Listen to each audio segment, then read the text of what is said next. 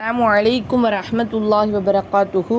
பல கட்ட வேதனைகளாலும் சோதனைகளாலும் மன அழுத்தங்களாலும் நிறைந்ததுதான் இவ்வுலக வாழ்க்கை என்பது நம் அனைவரும் அறிந்த ஒரு விஷயம் என்பதுதான்.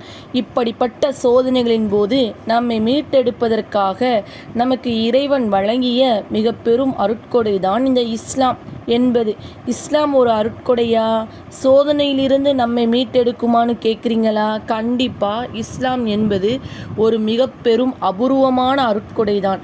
இந்த உலகத்தில் வாழக்கூடிய நாம் நம்முடைய வாழ்க்கையை சந்தோஷமாக வாழ்கிறோன்னு பார்த்தோம்னா பல இன்பங்கள் நிறைந்த வாழ்க்கையை மாற்றுறதுக்காகத்தான் நம் அனைவருமே பாடுபட்டுக்கிட்டு இருக்கோம்.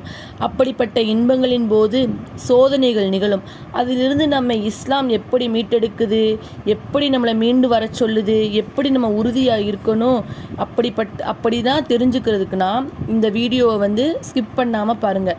ஒரு மனிதனுடைய இன்பங்கள் தான் அவனுடைய பொருளாதாரம். அவனுக்கு பொருளின் மேல் இருக்கக்கூடிய ஆசை, பணத்தின் மேல் இருக்கக்கூடிய ஆசை, நகையின் மேல் இருக்கக்கூடிய ஆசை, இந்த மாதிரி சொல்லலாம்.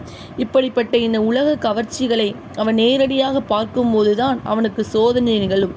இப்படிப்பட்ட சோதனையின் போது அவனுக்குள் இருக்கக்கூடிய அந்த இறை நம்பிக்கையானது அது அவனுக்குள்ளே இருக்கக்கூடிய இறை நம்பிக்கையை கைவிடாமல் இந்த ஏகத்துவத்தை இழக்காமல் அவன் உறுதியாக இருக்கான்னு சொல்லி பார்த்துக்கிட்டோம்னா அப்படிப்பட்ட இல்லாமல் அந்த மனிதன் அந்த உலகத்திலே கவர்ச்சிக்காக என்ன செய்கிறான்னா இந்த உலகம்தான், இந்த உலக ஆசைக்காக மார்க்கத்தையே வளச்சிடலான்னு சொல்லி ஒரு மனிதன் துணிஞ்சிட்டானா இதுக்கு மேலே அவன் இஸ்லாமியனை பயணிக்க முடியாது. இதுவே நம்மளுடைய கற்பனையாக நம்ம சொல்லக்கூடிய விஷயமாக கிடையாது. இறைத்தூதர் பெருமானார் முகமது நபி ஸல்லல்லாஹு அலைஹி வஸல்லம் அவங்களுக்கு நமக்கு ஒவ்வொரு விஷயத்தையுமே அழகான முறையில் கற்றுக் கொடுத்துருக்காங்க. எந்த அளவுக்குன்னு பார்த்துட்டோம்னா சொர்க்கத்திற்கு செல்லக்கூடிய மனிதனை எப்படி நரகத்திற்கு செல்றான். அப்போ இந்த உலகம் அவனுடைய மனம் தடம் புரண்டு மனம் மாறக்கூடியவனாக இருக்கிறான். இந்த உலகம் என்பது வீணும் விளையாட்டும் அற்ப சுகம் தவிர வேறு யாரும் இல்லை. ஒரு மூமின் எப்படிப்பட்டவனாக இருக்கணும்னா அல்லாஹ் மீது நம்பிக்கை வைத்தவனாக இருக்கணும். வலா தஹீனு வலா தகுசனு அன்தும் அலௌன இன் குன்தும் மூமினூன். நீங்கள் தளர்ந்து விடாதீர்கள், கவலைப்படாதீர்கள்.